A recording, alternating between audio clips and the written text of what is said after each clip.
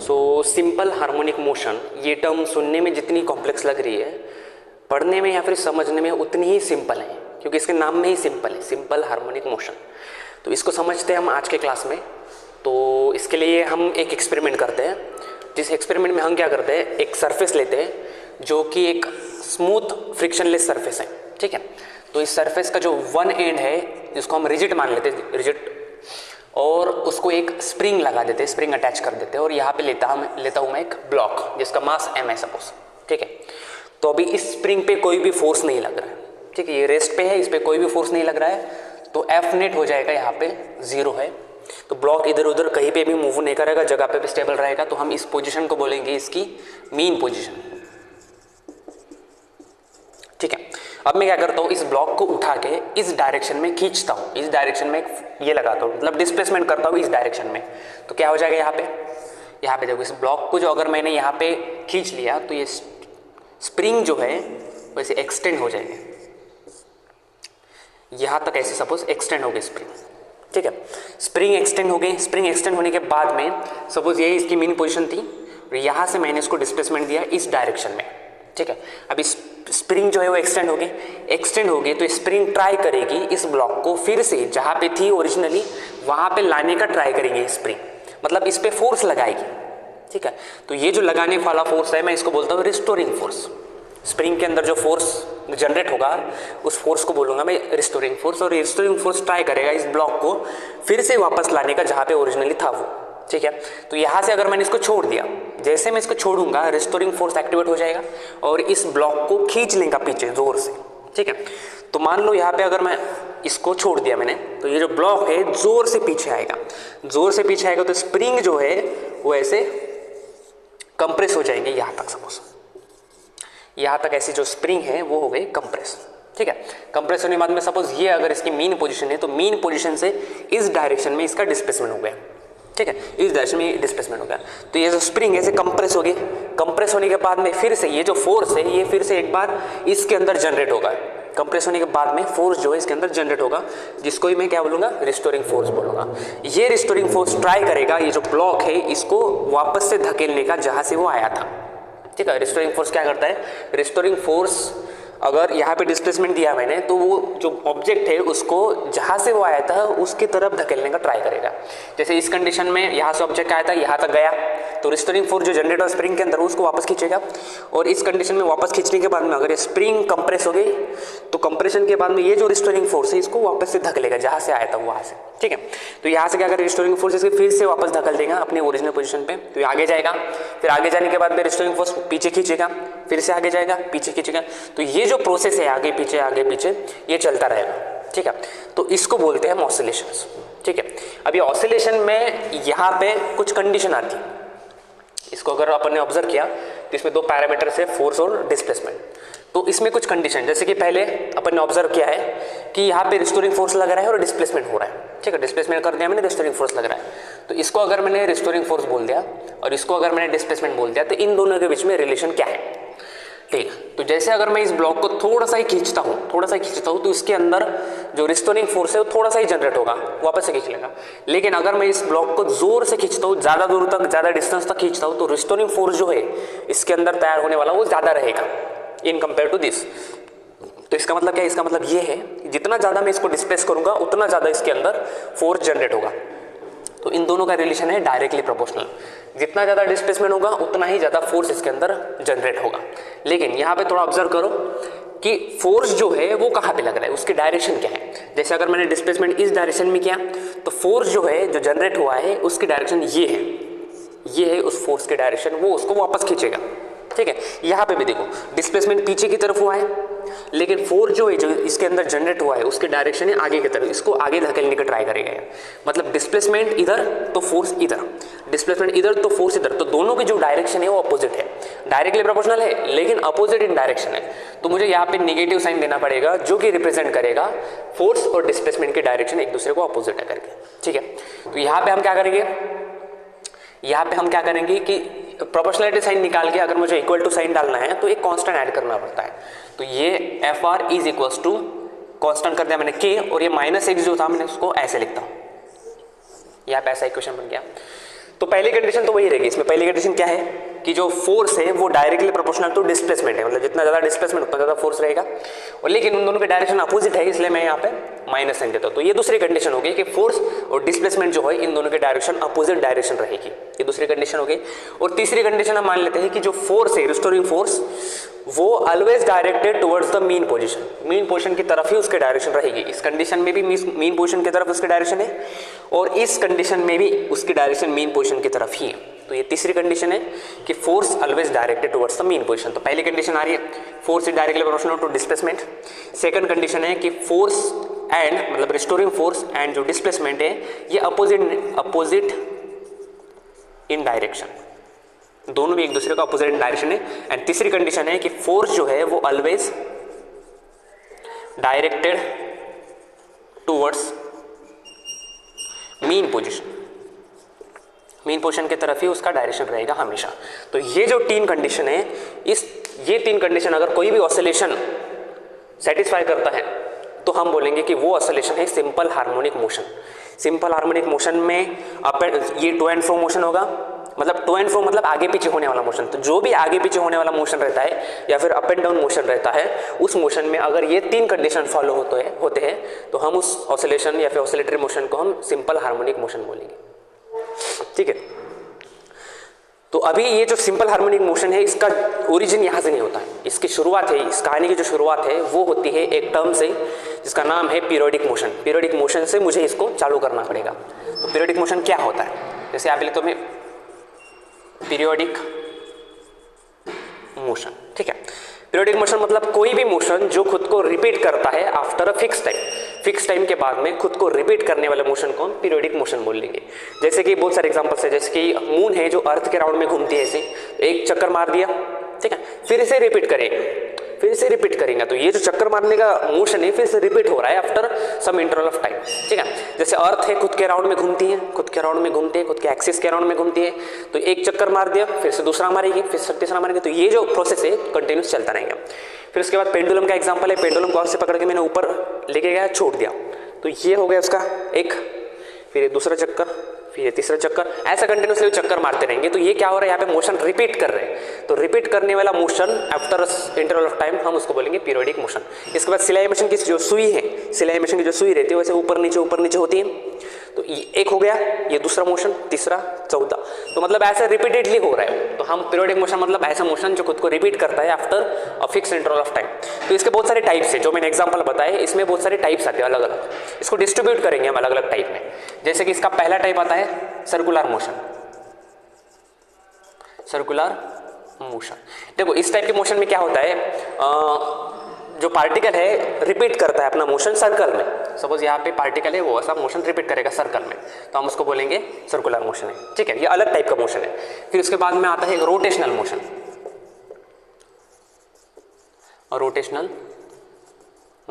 Rotational motion में क्या होता है, जो पार्टिकल या फिर बॉडी ऑब्जेक्ट होता है वो खुद के एक्सिस के अराउंड में घूमता है, दूसरे के अराउंड में नहीं घूमता। दूसरे के अराउंड में घूमा तो सर्कुलर हो गया, बॉडी जो है अपने खुद के एक्सिस के अराउंड में घूमते हैं, इसलिए हम उसको क्या बोलते हैं, रोटेशनल मोशन बोलते हैं।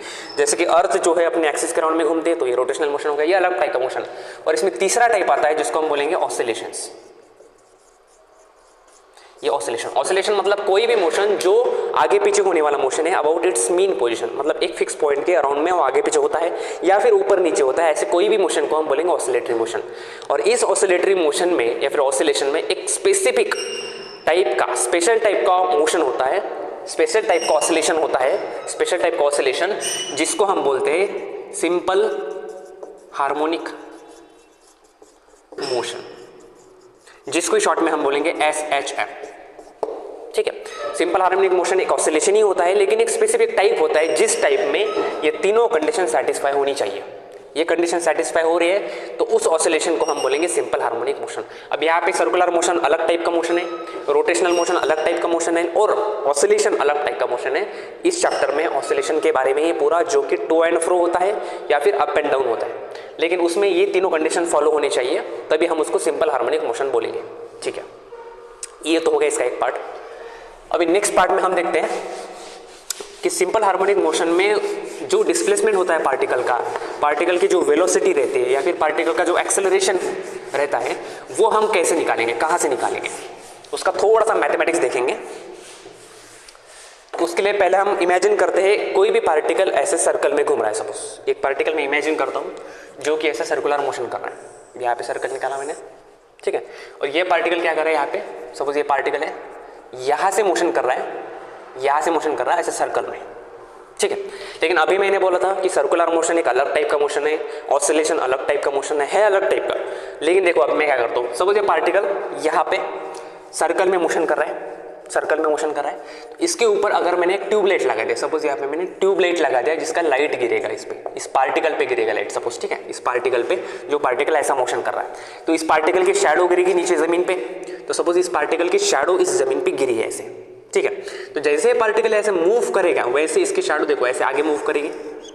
पार्टिकल यहाँ पे पहुंचने के बाद में पार्टिकल जैसे नीचे आएगा तो इसकी शैडो भी पीछे आएगी वैसे वापस, ठीक है। ऐसे जाने के बाद में ऐसे वापस आएगी, इस पार्टिकल इस कंडीशन में है तो फिर पार्टिकल जैसे यहाँ पे ऊपर जाएगा तो ये शैडो पीछे आएगी यहाँ तक, और फिर जैसे पार्टिकल यहाँ से वापस अपनी पोजीशन पे जाएगा तो शैडो भी ऐसे पीछे आगे जाएगी, ठीक है। मतलब ये पार्टिकल जो है ऐसे आगे आगे मूव करेगा तो यहाँ से भी आगे जाएगा, फिर पार्टिकल जैसे पीछे पीछे मूव करके पीछे आ गया, ऊपर जाने के बाद में ये भी ऊपर जाएगा, और ऐसे मतलब पार्टिकल सर्कल में घूम रहा है लेकिन उसकी जो शैडो है वो टू एंड फ्रो मोशन कर रही है। देखो टू एंड फ्रो मोशन कर रही है, तो टू एंड फ्रो अगर मोशन कर रही है मतलब हम उसको क्या बोलते हैं, सिंपल हार्मोनिक मोशन। तो भले ही पार्टिकल यहाँ पे सर्कुलर मोशन कर रहा है लेकिन उसकी जो शैडो है वो सिंपल हार्मोनिक मोशन कर रही है, यहाँ पे ऐसे जम हो रहा है, तो हम इसको ही ऑब्जर्व करेंगे, ठीक है। यहाँ पे मैंने क्या किया, यहाँ पे मैंने सर्कुलर मोशन को रिप्रेजेंट किया सिंपल हार्मोनिक मोशन के फॉर्म में, ठीक है। कैसे, जैसे एक और एग्जांपल ले लो, जैसे अगर मेरे पास में दिवाली की जो ये रहती फुलझड़ी, हम ऐसे ऐसे घुमाते गोल गोल, तो उसकी जो शैडो है, उसकी जो शैडो है नीचे जो है वो ऐसे जाते आगे पीछे, भले ही वो अपन इसको सर्कल में घुमाते लेकिन इसको जो शैडो बन रही है वो कैसे आगे बन रही है, जैसे ये सर्कल घूम रहा है, इसकी शैडो बन रही है ऐसे आगे, ऐसे घूमेगी, ऐसे पीछे जाएगी, ऐसे, ठीक है। तो वो जो शैडो है वो सिंपल हार्मोनिक मोशन करेगी। सेम कंडीशन यहाँ पे भी है, शैडो जो है सिंपल हार्मोनिक मोशन करेगी, ठीक है। यहाँ तक हो गया। अब यहाँ पे मैंने सर्कुलर मोशन को रिप्रेजेंट किया है सिंपल हार्मोनिक मोशन के फॉर्म में, तो वैसे हम सिंपल हार्मोनिक मोशन को रिप्रेजेंट करते हैं सर्कुलर मोशन के फॉर्म में। इससे फायदा क्या होता है, इससे हम इसको डिटेल में एक्सप्रेशन बना सकते हैं, या फिर एंगल ले सकते हैं, या फिर फेज बना सकते हैं, ठीक है, कौन से इसमें है ये सब हम इसको कंपेयर करके बना सकते हैं। तो यहाँ पे मैंने सर्कुलर मोशन का रिप्रेजेंट किया है सिंपल हार्मोनिक मोशन के फॉर्म में। मुझे स्टडी यही करना है लेकिन हम इसको जस्ट दिखा रहे हैं। तो सपोज ये पार्टिकल यहाँ पे था और यहाँ से पार्टिकल ऐसे मूव कर रहा है, तो यहाँ से यहाँ पे पार्टिकल रहेगा x = 0 पे, x मतलब डिस्प्लेसमेंट होगा, तो x = 0 पे पार्टिकल था, इसको मैं ऐसे दिखाता हूँ, इसको O बोलता हूँ, सर्कल का सेंटर, ये इसकी मीन पोजीशन है, ये इसकी मीन पोजीशन है, यहाँ से चालू करेगा मोशन। तो यहाँ से अगर मोशन चालू करके आगे जाता है तो सपोज यहाँ तक इसका डिस्प्लेसमेंट हो गया तो मैं इसको बोलूँगा x हो गया। लेकिन यही x को अगर मुझे इस पर दिखाना है तो यहाँ से यहाँ तक हो जाएगा वो, ये इसको डिस्प्लेसमेंट मिलूंगा, इतना डिस्प्लेसमेंट हो गया। फिर यहाँ से पार्टिकल सपोज यहाँ तक गया तो हम बोलेंगे कि इतना डिस्प्लेसमेंट हो गया पार्टिकल का SHM के फॉर्म में। यहाँ से यहाँ तक डिस्प्लेसमेंट हो गया पार्टिकल का तो मैं बोलूँगा इसको x हो गया। लेकिन अगर पार्टिकल यहाँ से यहाँ तक जाता है, सपोज यहाँ से यहाँ तक जाता है, ठीक है, तो ये यहाँ से यहाँ तक पहुँच गया, ये लास्ट तक पहुंच गया, बाउंड्री तक, इसके बियॉन्ड में वो नहीं जा सकता, ये हो गया इसका लास्ट पोस्ट, इसके बियॉन्ड में नहीं जा सकता। तो ये जो इसका डिस्प्लेसमेंट हुआ है 0 से लेके यहाँ तक का जो डिस्प्लेसमेंट हुआ है इसका, इस डिस्प्लेसमेंट को बोलना है एम्पलीट्यूड, ठीक है। इसको क्या बोलना है, एम्पलीट्यूड। एम्पलीट्यूड मतलब ओरिजिन से लेके, मतलब मेन पोजीशन से लेके मैक्सिमम डिस्प्लेसमेंट जितना हो सकता है उतना कर लो, मैक्सिमम, इसके बाहर नहीं जाएगा, उसके बियॉन्ड में नहीं जाएगा पार्टिकल जो है इसके बियॉन्ड में नहीं जाएगा, नीचे वापस आएगा, फिर यहाँ से पार्टिकल जो है वो वापस आएगा। तो ये जो पोजीशन रहेंगी और ये जो डिस्प्लेसमेंट हो गया इसका पार्टिकल का, इस डिस्प्लेसमेंट को नाम देंगे हम एम्पलीट्यूड करके। जैसे कि पेंडुलम है मेरे पास में, ठीक है, पेंडुलम को मैक्सिमम वो ऐसा मूव कर रहा है पेंडुलम, तो मैक्सिमम कहाँ तक जा सकता है, यहाँ तक जा सकता है। पेंडुलम घूमते घूमते इसके ऊपर तो नहीं जाएगा जो मोशन उसका हो रहा है वो। तो ये जो डिस्प्लेसमेंट है यहाँ से लेके यहाँ तक का जो इसका डिस्प्लेसमेंट हो रहा है इस पेंडुलम का, इस पूरे डिस्टेंस को बोलना है एम्पलीट्यूड, ठीक है। एम्पलीट्यूड मतलब मैक्सिमम डिस्प्लेसमेंट को हम एम्पलीट्यूड बोलेंगे। तो यहाँ पे दो एम्पलीट्यूड है, एक पॉजिटिव एक्सिस डायरेक्शन में, पॉजिटिव एक्स एक्सिस डायरेक्शन में, और एक पीछे भी निगेटिव एक्स एक्सिस डायरेक्शन में। तो इधर के एम्पलीट्यूड को प्लस ए बोलेंगे, इधर के एम्पलीट्यूड को माइनस ए बोलेंगे, ठीक है। माइनस ए मतलब नेगेटिव डायरेक्शन में, प्लस ए मतलब पॉजिटिव डायरेक्शन में। तो यहाँ पे दो टर्म समझिए, x मतलब डिस्प्लेसमेंट होगा, a मतलब होगा इसका एम्पलीट्यूड, ठीक है। अभी ध्यान दो, सेम मोशन को मतलब सेम SHM को मैं उठा के सेंटर पे रख देता हूँ। बस ये जो शैडो है जो नीचे बन रही है, इमेजिन कर लो ये शैडो जो है वो सेंटर पे बन रही है, तो इसको मैं उठा के यहाँ पे रख देता हूँ। यहाँ पे सपोज मैंने इसको रख दिया उठा के, ठीक है। तो ये जो डिस्टेंस है इसको क्या बोलेंगे हम, इसको a बोल देंगे, ठीक है, क्योंकि यहाँ से लेके यहाँ तक का जो डिस्टेंस है उसको अभी बोला मैंने वो ए है, एम्पलीट्यूड है। तो इस सर्कल का रेडियस बन गया ए जो है इस सर्कल का बन गया रेडियस बन गया, ठीक है, एम्पलीट्यूड हो गया। अब एक कंडीशन इमेजिन करते हैं जहाँ पे पार्टिकल जीरो से स्टार्ट कर रहा है, पार्टिकल ने मोशन स्टार्ट कर दिया जीरो से लेके, मतलब जब t इक्वल टू 0 था वहाँ से स्टार्ट कर दिया इसमें, और पार्टिकल गया है यहाँ तक गया, suppose particle t equal to 1 तक गया, ठीक है। तो इसको अगर मैंने t इक्वल टू 0 से लेके t इक्वल टू 1 तक गया है, तो इसको अगर मैंने ऐसे सेंटर के साथ में ऐसे एंगल बना दिया, सपोज यहाँ पे सेंटर है, ठीक है, ये ऐसे सेंटर के साथ में कितना एंगुलर डिस्प्लेसमेंट हो गया इसका मतलब एंगल के फॉर्म में कितना वो ट्रैवल कर लिया, तो इतना उसने एंगल के फॉर्म में ट्रैवल कर लिया, जिसको मैं थीटा बोलूंगा, ठीक है। पहले इनिशियली यहाँ पे था t इक्वल टू 0 पे, फिर 1 सेकंड के बाद में यहाँ पे चला गया पार्टिकल, ठीक है, सर्कल के फॉर्म में इमेजिन कर रहे हैं लेकिन है वो ये ऐसे चलो, ठीक है। तो पार्टिकल यहाँ पे था, यहाँ से यहाँ तक चला गया, तो उसने थीटा इतना एंगल ट्रेस कर लिया। तो ये जो लेंथ है इस लेंथ को क्या बोलूंगा मैं, इस लेंथ को बोलूंगा ए, क्योंकि ये अगर ए है तो ये भी ए रहेगा, इसका रेडियस है। यहाँ पे थीटा ना लिखते हो मैं इसके थीटा की जगह पे लिखता हूँ ओमेगा टी। ऐसा क्यों लिखूंगा मैं, क्योंकि मुझे पता है कि एंगुलर वेलोसिटी जो है वो होती है थीटा अपॉन टी, मतलब एंगुलर डिस्प्लेसमेंट अपॉन टाइम मतलब होता है एंगुलर वेलोसिटी। तो यहाँ से थीटा की वैल्यू क्या बन जाएगी, थीटा बन जाएगा ओमेगा इंटू टी। तो इंस्टेड ऑफ थीटा मैं यहाँ पे लिखता हूँ ओमेगा टी, तो ये जो एंगल ट्रेस हो गया वो हो गया ओमेगा टी, ठीक है। अब थोड़ा सा हम वेक्टर खेलते हैं। वेक्टर में हमने पढ़े थे कि ये सपोज अगर एक वेक्टर है कोई भी, ठीक है, और यहाँ पे अगर वो मुझे इसको रिजोल्व करना है डायरेक्शन में, अलग अलग डायरेक्शन में, तो यहाँ पे ये ऐसा मैंने इसको रिजोल्व कर दिया, और सपोज यहाँ पे एक एंगल बनता है थीटा, इतना एंगल उसने ट्रेस कर लिया, ठीक है। तो ये जो साइड रहती है इस साइड का नाम क्या रहता है, ट्रिग्नोमेट्रिक फंक्शन यूज करके हम निकाल सकते हैं। ये जो साइड है इसका नाम रहता है, देखो थीटा के बाजू की जो साइड है मतलब थीटा के एडजेसेंट साइड है उसको बोलूंगा मैं ये वेक्टर ए, और ये बन जाएगा कॉस थीटा, ठीक है। थीटा के एडजेसेंट में जो रहता है वो कॉस थीटा रहता है, और दूसरी साइड जो रहता है वो रहता है ए साइन थीटा, ठीक है। याद रखना इसको, थीटा के एडजेसेंट में जो रहता है वो ए कॉस थीटा बन जाएगा, ए यहाँ का और थीटा यहाँ का, और जो दूसरी साइड रहती है उसको हम बोलेंगे ए साइन थीटा। तो यहाँ पे देखो इसको ही यहाँ पे कंपेयर करो, तो यहाँ पे देखो ये एंगल यहाँ पे बन रहा है और ये है इसका ए, तो ए और ये एंगल, तो ये जो थीटा है इसकी साइड में जो एडजेसेंट जो साइड है उसको क्या बोलूंगा मैं, थीटा के बाजू की जो साइड है एडजेसेंट साइड उसको बोलूंगा मैं ए कॉस थीटा की जगह पे ओमेगा टी है। फिर ये जो थीटा है एंगल उसको छोड़ के जो दूसरी साइड है, ये दूसरी साइड को क्या बोलूंगा, दूसरी साइड को बोलूंगा मैं ए साइन थीटा की जगह पे ओमेगा टी। तो ये जो यहाँ पे साइड बन गई है इस साइड का नाम हो गया ए साइन ओमेगा टी। लेकिन हम इस साइड पे क्या मेजर करते हैं, कौन सी क्वांटिटी हम इस पे मेजर करते हैं। यहाँ पे देखो यहाँ से लेके यहाँ तक मैंने क्या बोला, एक डिस्प्लेसमेंट होता है, यहाँ से लेके यहाँ तक क्या होता है, डिस्प्लेसमेंट होता है, यहाँ से यहाँ तक क्या होता है, डिस्प्लेसमेंट ही होता है, लेकिन इसका नाम होता है एम्पलीट्यूड, ठीक है। तो इस साइड पे हम क्या मेजर करते हैं, इस साइड पे मेजर करते हैं हम डिस्प्लेसमेंट मेजर करते हैं, एक्स मेजर करते हैं, लेकिन इस साइड का तो नाम ए साइन ओमेगा टी है, ये जो साइड है इसका नाम ए साइन ओमेगा टी, और इस पे हम डिस्प्लेसमेंट मेजर करते हैं। तो डिस्प्लेसमेंट इक्वल टू क्या हो जाएगा, फिर डिस्प्लेसमेंट इक्वल टू हो जाएगा ए साइन ओमेगा टी, क्योंकि हम दोनों भी टर्म सेम होगी, क्योंकि इसमें डिस्प्लेसमेंट भी मेजर करते हैं और इस पे हम ए साइन ओमेगा टी भी मेजर करेंगे अभी। तो ये जो दोनों है वो इक्वल बन गए।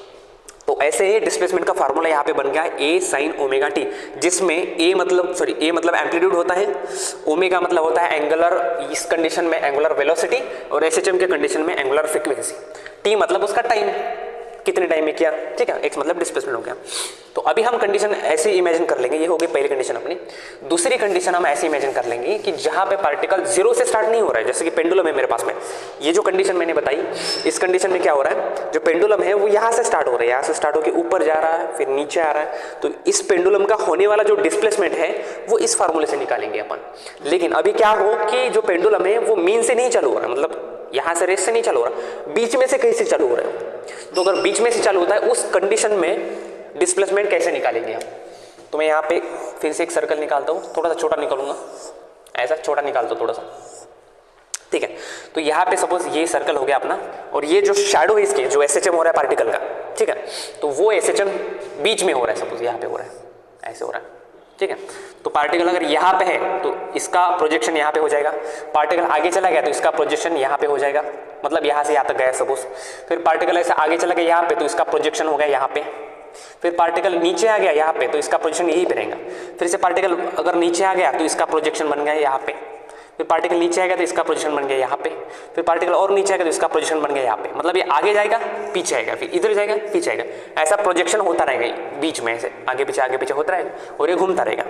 तो सर्कुलर को हम एसएचएम के फॉर्म में रिप्रेजेंट कर रहे हैं यहाँ पे। तो इमेजिन करो पार्टिकल बीच में चालू कर रहे हैं, बीच में मतलब यहाँ पे, यहाँ से अगर यहाँ से चालू किया उसने तो t = 0 हम इसको कंसिडर करते हैं, और यहाँ पे हम इसको कंसिडर करते हैं t = 1, मतलब 1 सेकंड के बाद में वो यहाँ से यहाँ तक गया।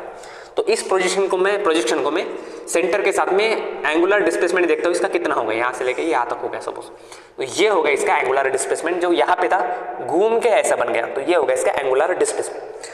तो इंस्टेड ऑफ थीटा में इसको ओमेगा टी लिखता हूँ। क्यों लिखता हूँ अभी बताया था मैंने इससे पहले, ठीक है। ये साइड जो है वो ए है, ये जो साइड है वो ए है, ठीक है।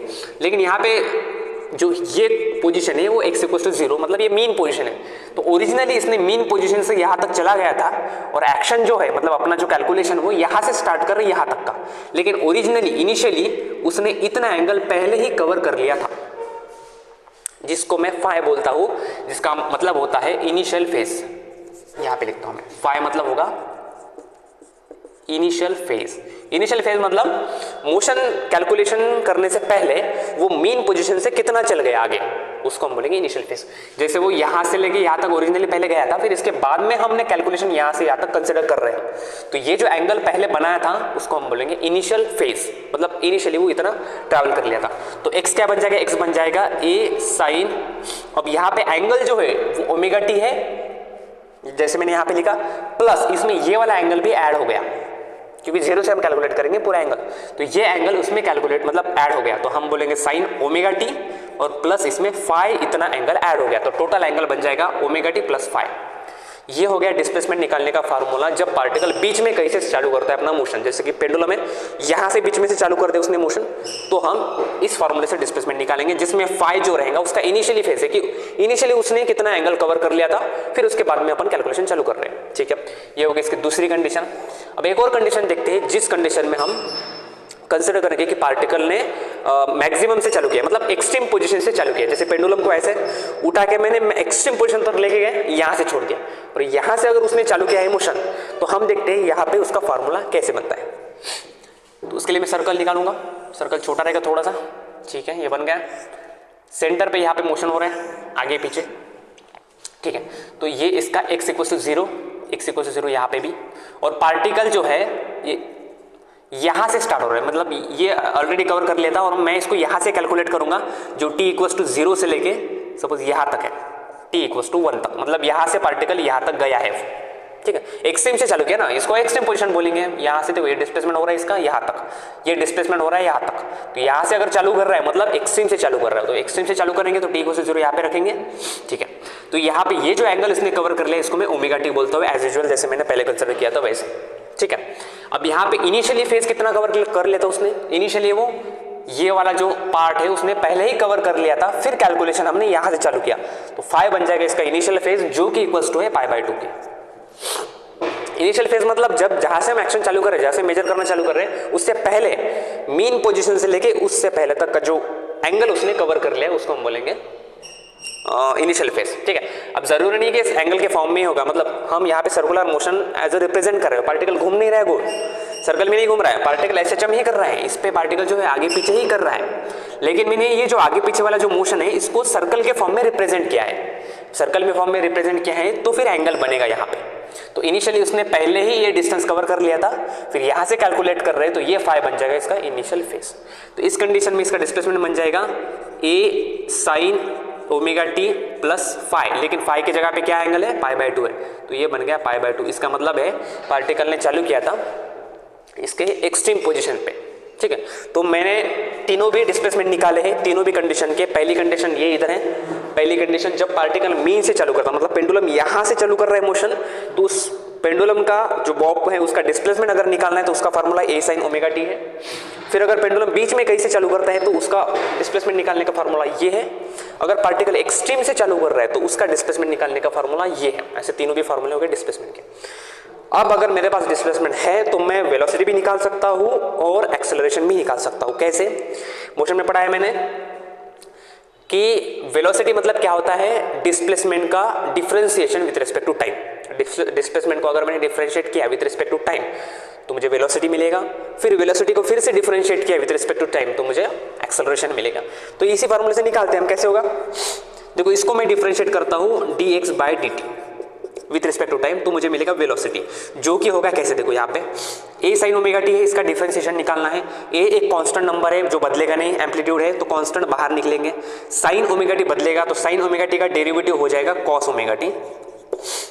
और डिफरेंशिएशन का एक रूल है कि अगर अंदर जो टर्म है वो वेरिएबल को छोड़ के एक और कुछ आता है उसके साथ में तो हम उसका भी डिफरेंशिएशन करते हैं। तो ओमेगा टी का डेरिवेटिव फिर से निकालना पड़ेगा into derivative of omega T. तो ओमेगा टी का डेरिवेटिव क्या आएगा, ओमेगा आएगा, क्योंकि ओमेगा कांस्टेंट है और टी का derivative with respect to t 1 आएगा। तो यहाँ पे ओमेगा बाहर निकलेगा, इस ओमेगा को अगर मैंने सामने लिया तो वेलोसिटी बन जाएगा ए ओमेगा कॉस ओमेगा टी। इसी से एक्सेलरेशन क्या बन जाएगा, फिर से इसको डिफरेंशिएट करो, मतलब dv बाय dt डिफरेंशिएट कर दिया, एक्सेलरेशन क्या बनेगा, ए ओमेगा जैसे का वैसा लिखो क्योंकि दोनों भी कांस्टेंट है। cos ओमेगा टी का डेरिवेटिव होता है माइनस साइन ओमेगा टी और ओमेगा टी का डेरिवेटिव होता है ओमेगा, क्योंकि टी का 1 हो जाएगा। तो ओमेगा को सामने लिखा मैंने तो एक्सेलरेशन बन गया, ये माइनस साइन को भी आगे लिखना पड़ेगा तो माइनस ए ओमेगा इंटू ओमेगा, ओमेगा का स्क्वायर और ये साइन ओमेगा टी, ये बन गया एक्सेलरेशन। अगर तुमको स्क्रीन पे दिख रहा है तो ये बन गया एक्सेलरेशन। तो वेलोसिटी, डिस्प्लेसमेंट, एक्सेलरेशन तीनों भी जब पार्टिकल मीन से ट्रैवल करना चालू करता है, मीन से अपना मोशन चालू करता है, तब उसका डिस्प्लेसमेंट, वेलोसिटी और एक्सेलरेशन निकालने का ये फार्मूले, ठीक है। उसके बाद में अगर बीच में से कहीं पे चालू करता है तो सेम ही फार्मूले रहेंगे, सेम ही फार्मूले रहेंगे, बस यहाँ पे उसमें फाई एक एक्स्ट्रा ऐड कर दिया। तो वेलोसिटी क्या बन जाएगा फिर, ए ये ओमेगा, इसको डिफरेंशिएट कर देंगे dx बाई dt जो कि रहेगा वेलोसिटी। डायरेक्ट लिखता हूँ मैं यहाँ पे, ये ए बन गया, बाहर निकल गया, sine omega t plus five का derivative cos omega t plus five, ठीक है। और ये जो ओमेगा टी का ओमेगा जो बाहर निकलेगा उसको मैं सामने लिखता हूँ, ये ओमेगा, ये इसमें से ओमेगा बाहर निकलेगा और फाइव का डेरिवेटिव तो जीरो हो जाएगा क्योंकि कांस्टेंट नंबर है, तो कांस्टेंट का डेरिवेटिव जीरो हो जाएगा। यहाँ पे जो ओमेगा कांस्टेंट है वो बाहर आएगा, टी का डेरिवेटिव 1 आएगा, तो जो ओमेगा बाहर निकला है उसको मैंने सामने लिखा है। सेम ही फार्मूला आएगा वेलोसिटी के जैसे यहाँ पे जैसे वैसे। फिर उसके बाद dv बाई dt कर दिया तो एक्सेलरेशन बन जाएगा, जो कि बनेगा ए ओमेगा जैसे का वैसा, कॉस ओमेगा टी का derivative minus sign omega t plus five और ओमेगा टी प्लस फाइव का डेरिवेटिव आएगा, यहाँ इन दोनों का आएगा ओमेगा और फाइव का हो जाएगा जीरो, तो सिर्फ ओमेगा बाहर निकलेगा यहाँ पे ऐसे। तो इस ओमेगा को मैं इसका स्क्वायर करके लिखता हूँ। तो ये बन गया अपना एक्सेलरेशन का फार्मूला। कब, जब पार्टिकल बीच में से कहीं पे चालू कर देगा, ठीक है।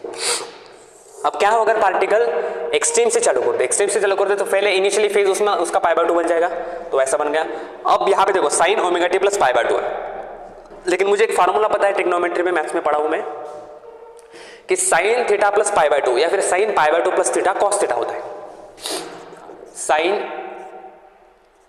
π/2 प्लस थीटा या फिर थीटा प्लस π/2 कितना होता है, कॉस थीटा होता है।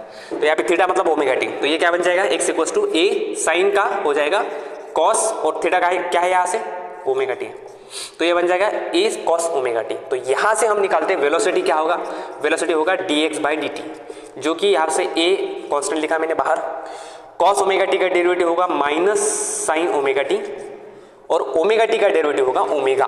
तो यहाँ से वेलोसिटी मिल गई मुझे, ये माइनस साइन आगे लिखा मैंने, फिर ए और ये ओमेगा, ए ओमेगा और साइन ओमेगा टी, ये मिल गया मुझे वेलोसिटी। वेलोसिटी मिल गई मुझे जब पार्टिकल मैक्सिमम से स्टार्ट करेगा अपना मोशन। तो इसी से एक्सेलरेशन क्या मिल जाएगा, एक्सेलरेशन मिल जाएगा इसको डिफरेंशिएट करके, तो एक्सेलरेशन होगा माइनस ए ओमेगा जैसे का वैसा लिखो, माइनस ए ओमेगा जैसे का वैसा, साइन ओमेगा टी का डेरिवेटिव कॉस ओमेगा टी और ओमेगा टी का डेरिवेटिव होगा ओमेगा। इस ओमेगा को मैं सामने लिखता हूं, तो सामने लिखा तो यहाँ पे ऑलरेडी ओमेगा था तो ओमेगा का स्क्वायर बन गया, तो ये हो गया इसका एक्सेलरेशन। तो ऐसे ही मैंने डिफरेंशिएट करके डिस्प्लेसमेंट से वेलोसिटी एक्सेलरेशन निकाल दिया और ऐसे ही मैंने यहाँ से बाकी के टर्म निकाल दिया, ठीक है। तो इस टाइप से हम निकाल सकते हैं सभी डिस्प्लेसमेंट वेलोसिटी एक्सेलरेशन, ठीक है। Thank you.